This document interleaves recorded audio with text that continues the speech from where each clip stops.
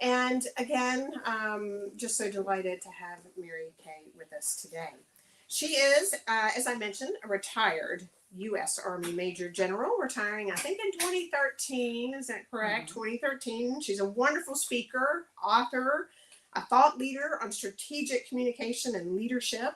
While in Germany, General Eder served as Director of Public Affairs at the George C. Marshall European Center for Security Studies. That's a mouthful. And as an adjunct professor and lecturer in communications and public diplomacy at the NATO School and Sweden's International Training Command. She served in several senior positions in the Pentagon and the Department of Defense and on the Army staff. And more recently, she received the Historian of the Year award for 2023 from the National Trust for Historic Preservation, Historic Hotels of America. And I just learned it's now officially a best-selling author named by USA Today. We just learned that, so that is exceptional. So excited to have General Eder with us. She's also the author of the award-winning book, The Girls Who Stepped Out of Line, Untold Stories of the Women Who Changed the Course of World War II. And yes, we have copies in the gift store, so if you don't have your copy, you need to get it. It's absolutely phenomenal.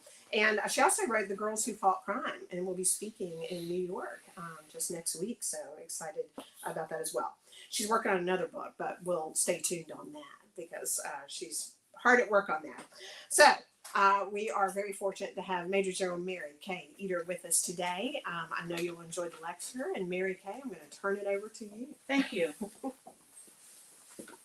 So yes, the George C. Marshall European Center for Security Studies is a mouthful. You should see the t-shirts. There's even more to that. So I want to talk to you about some of the people in my book, because as I learned their stories, I don't talk about how the war ended for them and what came next.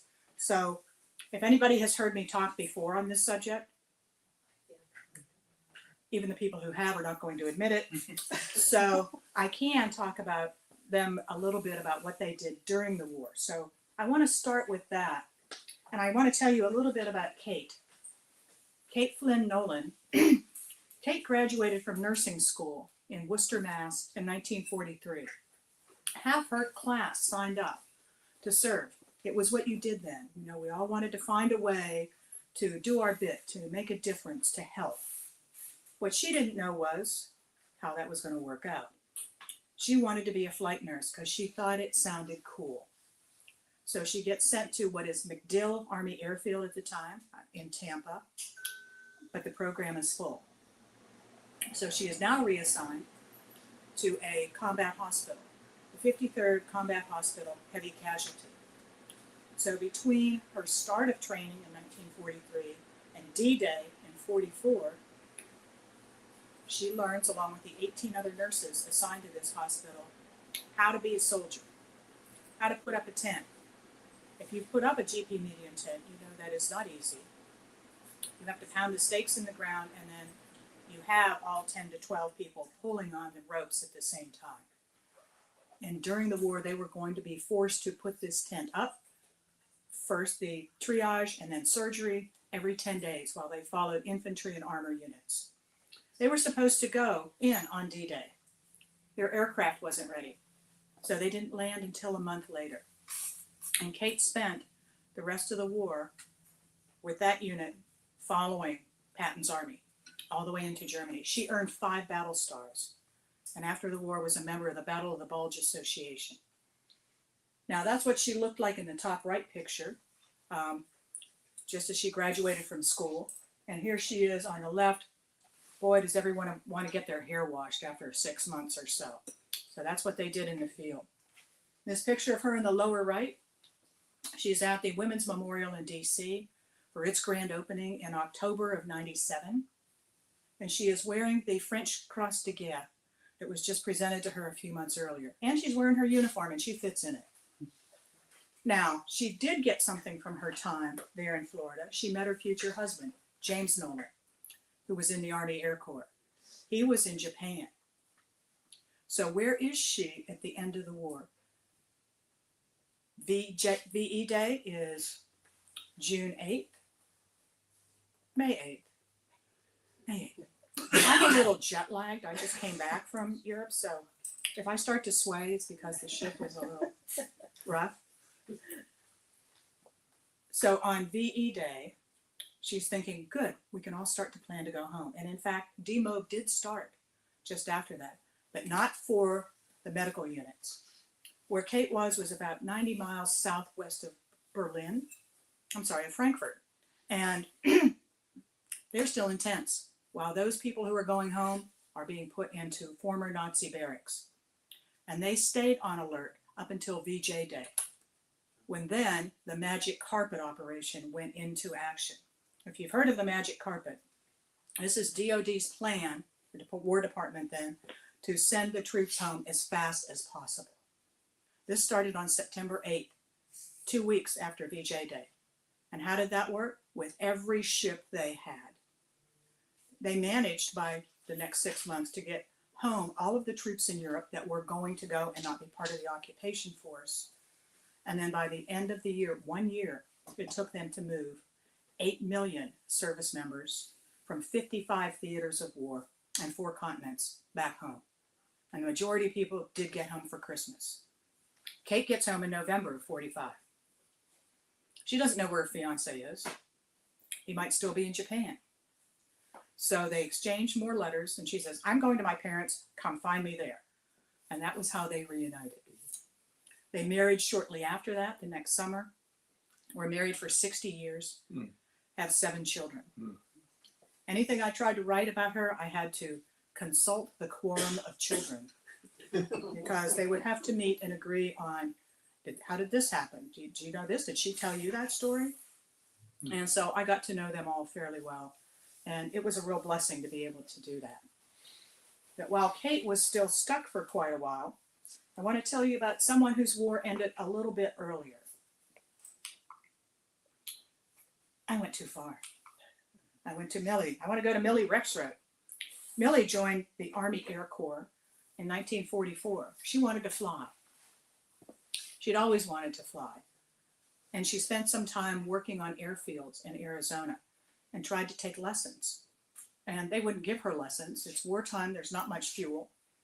And one of the instructors said to her, well, if you want to learn to fly, Millie, you're either going to have to join the Civil Air Patrol or become a WASP. She didn't know what either one was. So she said, I'm going to be a WASP.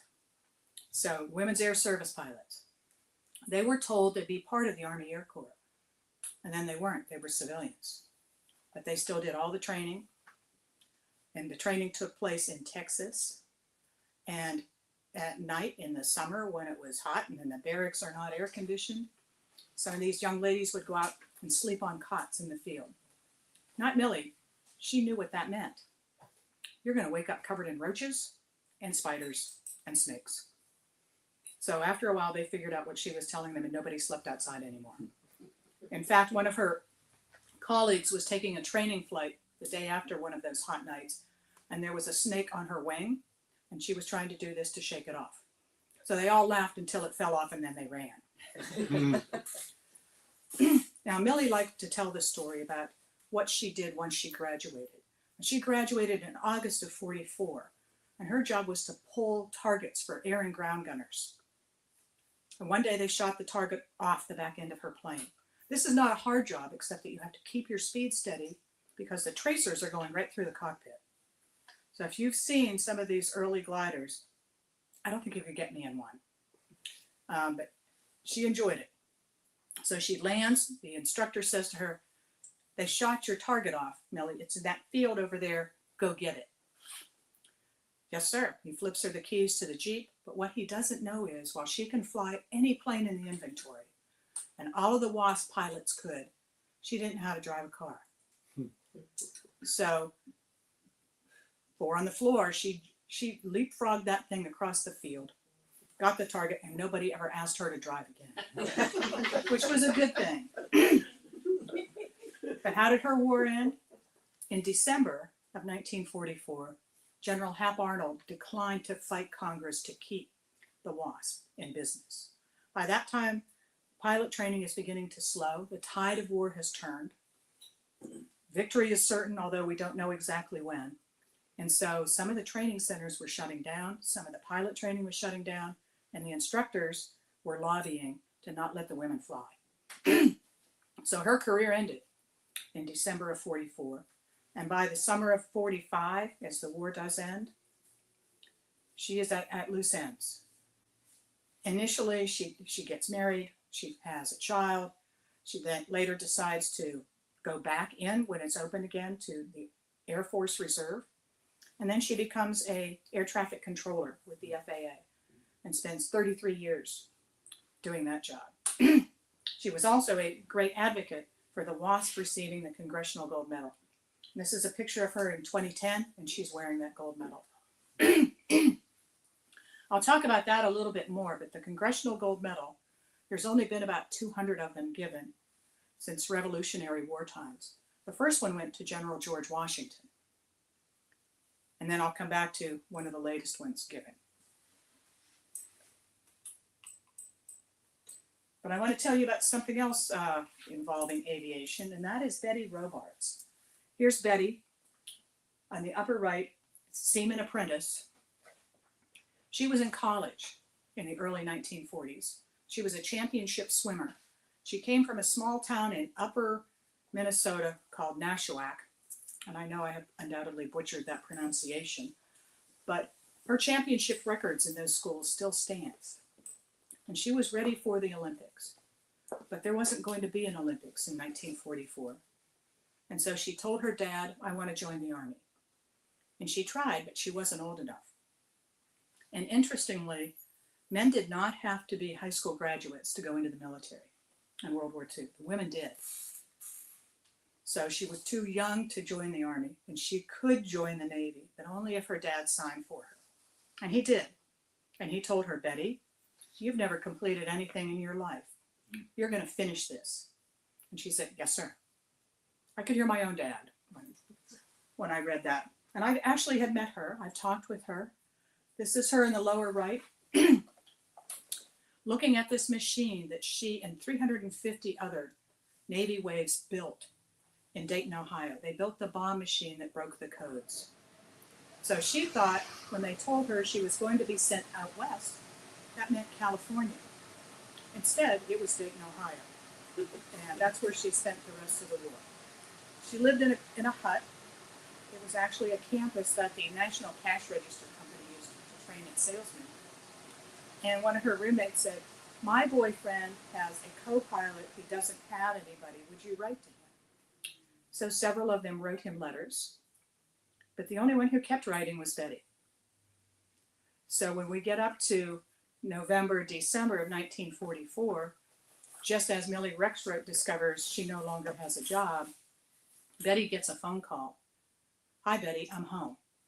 And it's Ed Robards, because many of the male pilots who were being returned because they completed all of their missions were being given jobs doing the same job that Millie had to give up.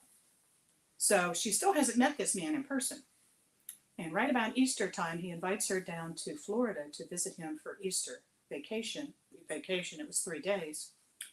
And 2 days later, they're engaged. So she got married right after the end of the war to Ed Robards. He stayed in the Air Corps and then the Air Force for another 20 years. They traveled all over. I talked with her about her kids. And I said, did you ever tell them what you did in the war? And she said, no, they never asked.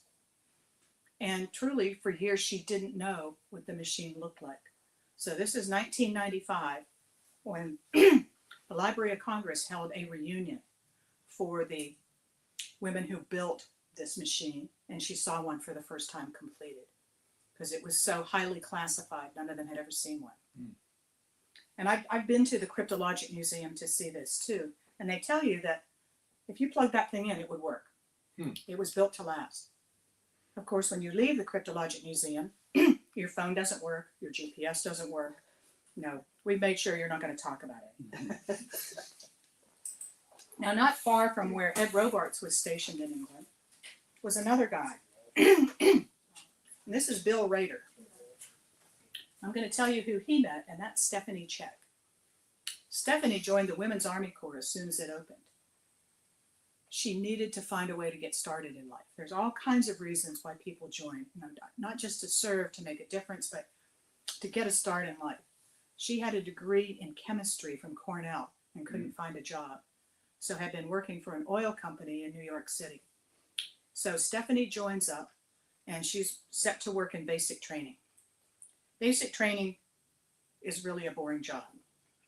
You do the same thing over and over again. Every 6 to 8 weeks, you train new recruits on the basics, how to march, how to say yes ma'am, no sir, how to salute. Then you do it again. So she was bored with that, and she wanted a challenge. One of her friends said, why don't you apply to join the OSS, the Office of Strategic Services, the precursor to the CIA. And she said, I think that would be a good idea. So she's accepted. She goes through all the training, and where she is at the end of the war is in London. Now, I finally got to see a video interview she did with the Women's Memorial where she talked about that first job she had, that first real assignment. She was set to drive around Europe, make reports, send them back to the embassy in London. It was kind of a trial run, and she had another young agent there with her. So in August of 1945, she's in Salzburg, Austria.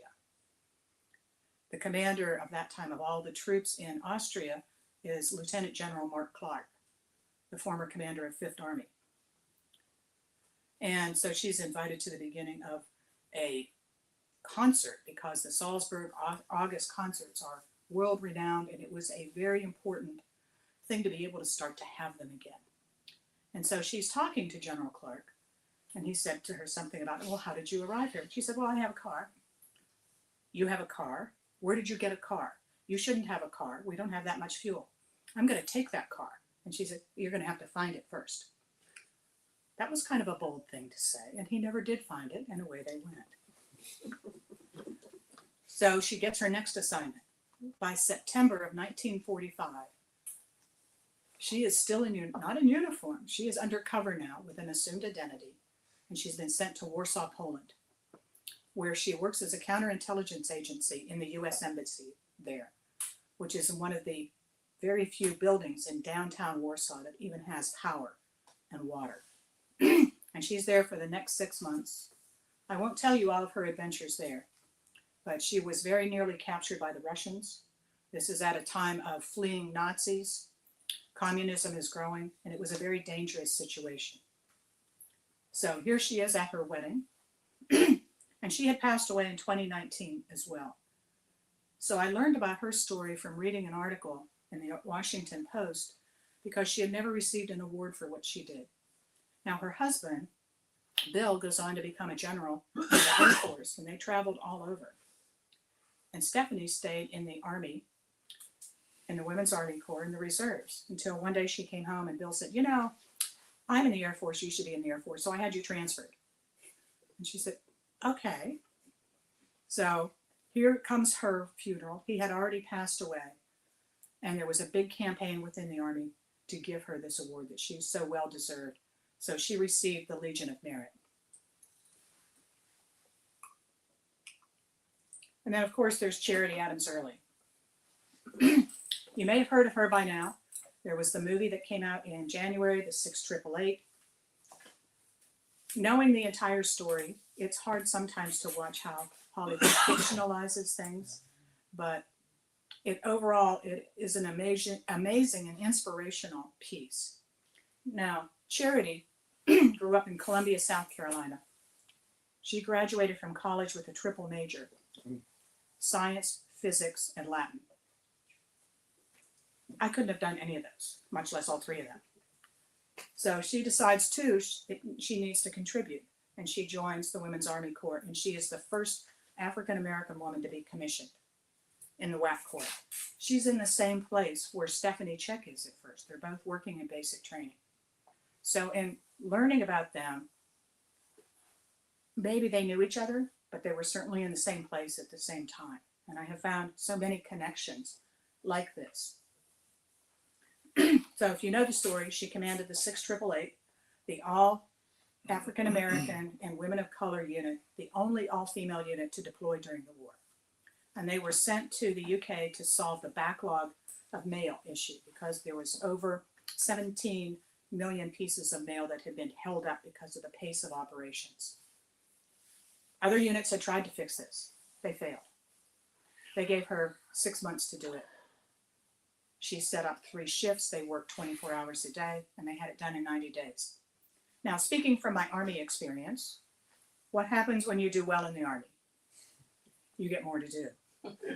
So then they went to Paris and completed the backlog of diplomatic mail in the same time frame. So by this point in 1945, they're starting to think about how the unit is going to be taken down. So there aren't really big parades and celebrations because people are going home in ones and twos. She's already seen now a few of her soldiers leave, and she will not go home until December of 1945, at which point she's offered 2 things: a promotion to lieutenant colonel, yes please, and a job in the Pentagon. Oh no. She said, I've been to the Pentagon, I got lost, I'm not going there. So she leaves active duty and marries Stanley Early, who she met while she was in the UK. Stanley was an interpreter and a linguist. He spoke French, fluent French and German. So once she leaves active duty, she's going to work on her advanced degrees, and Stanley wants to go to medical school. He can't get into one in the US, so he goes to medical school in Switzerland.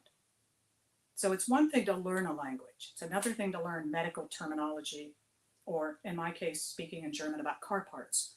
It's a totally different thing. But they continued on, they had reunions, and just in the past several years, this unit has received all of the awareness and congratulations and all that they have deserved. Now, the Congressional Gold Medal was awarded to them just 2 months ago. I was fortunate to be able to be there for that ceremony. But I wanted to ask you, do you realize how young these people are? No, usually when we talk about what they did, she was 25 when she did all this. All of the rest of them I've talked about were 22, 23. And when the war ends and they go home, it's called, let's just get on with it. And people didn't talk about this for a very long time. But many people joined the American Legion, the VFW, like my Uncle Jack. And that's who you talked to, was whether or not you knew them during the war, then you had stories to tell. And for years, that's what they did. And they had reunions. Now there is only one living member left from the 6888, and she was able to watch that ceremony on TV.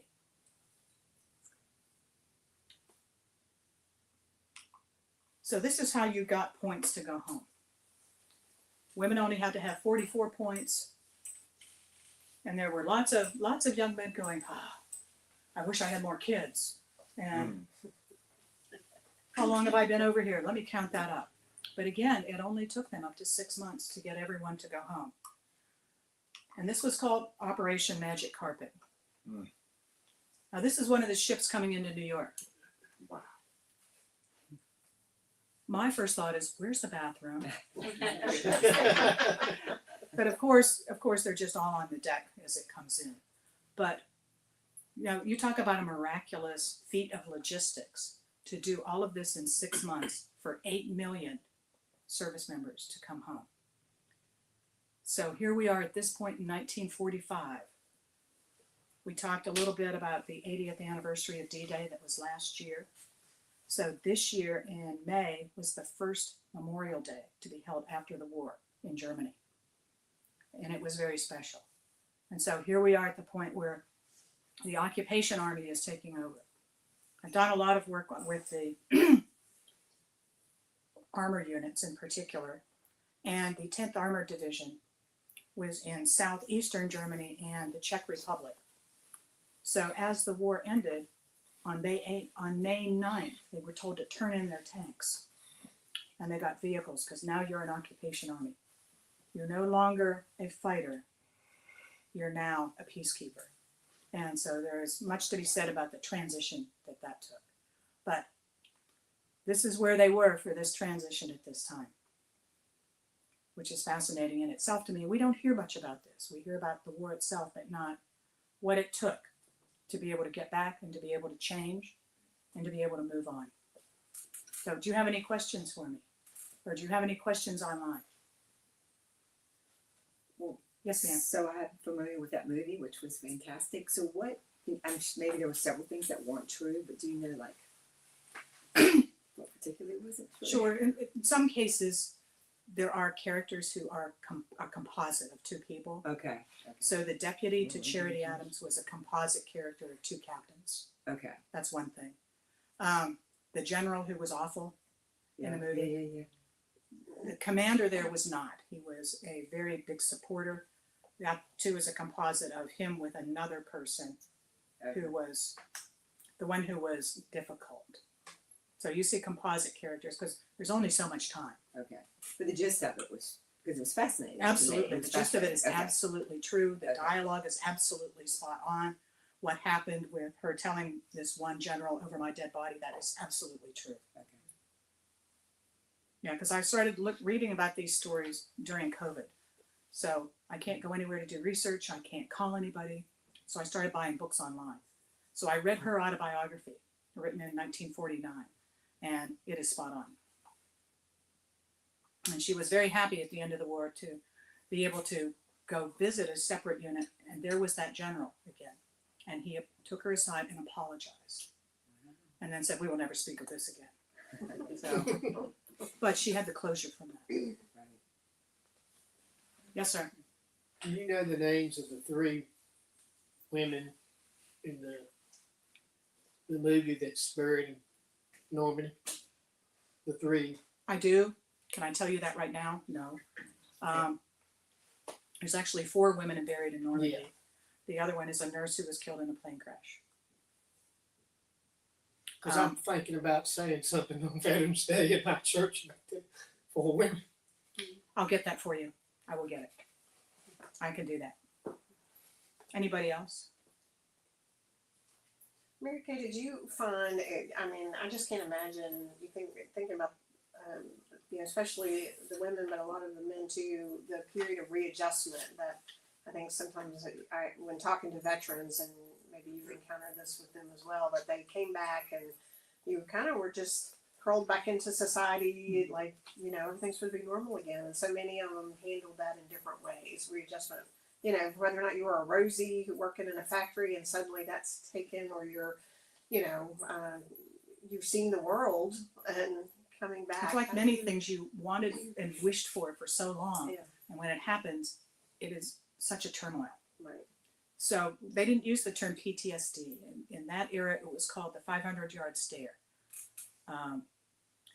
or some other form of temporary mental illness of a kind.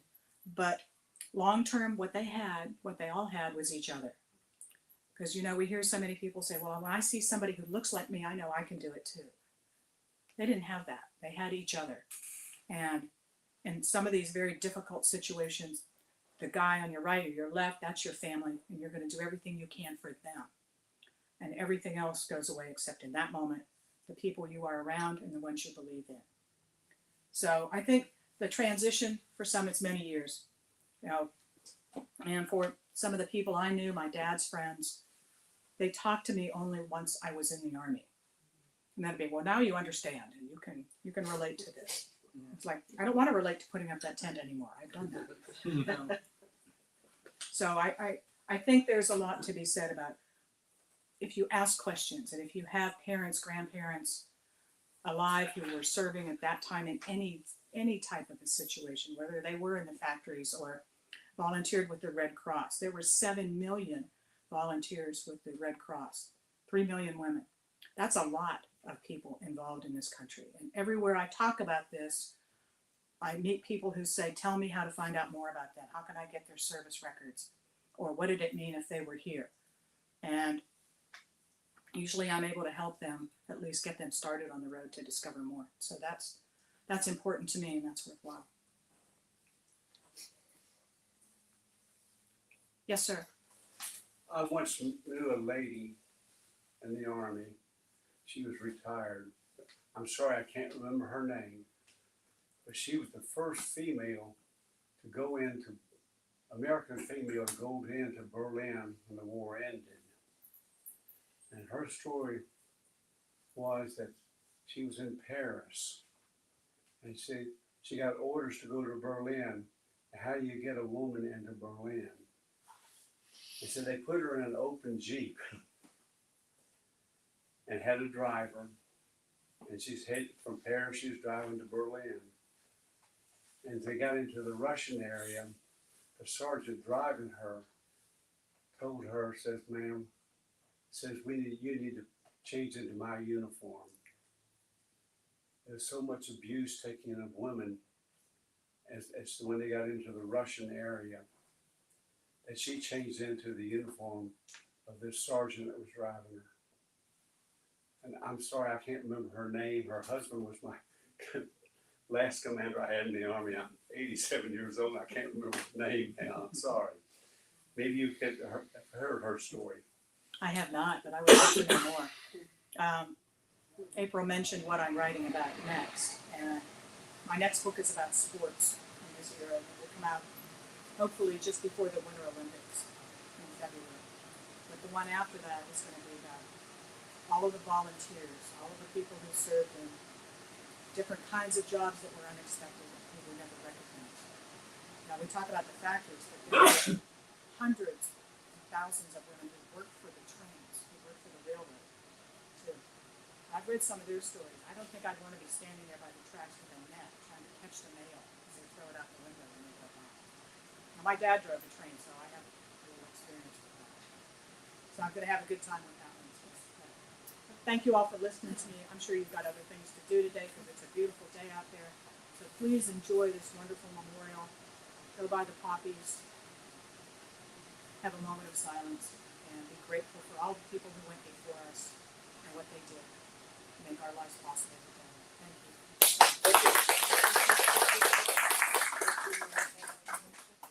Thank you so much, and thank you all for being here today. Enjoy the rest of your visit, and check us out online too. Thank you.